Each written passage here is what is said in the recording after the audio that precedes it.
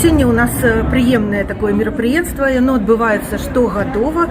Гэта квест для студэнтаў і навучэнцаў колледжаў. Студэнты гэта універсітэцкія студэнты, навучэнцы гэта колледжы горада Гомеля, якія па 5 чалавек выставляюць у складзе каманды для таго, каб мы здзейснілі важны такі акт памяці ў гонар тых, хто атрымаў перамогу 9 мая 45 года.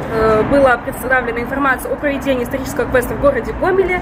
Информацию мы получили через нашего преподавателя, и узнав только об этом квесте, мы всей моей дружной командой, а я являюсь старостой данной группы, решили отправиться на этот квест. Мы, поскольку стараемся изучать историческую культуру нашего города, сразу решили поехать на этот квест и стараемся показать все наши знания, защитить честь университета.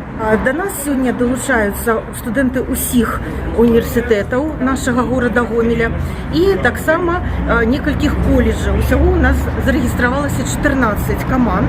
Усе они пройдут маршрут от помніка, які ми називаємо алеєю героїв, який відносно недавно інших з'явився в нашому місті.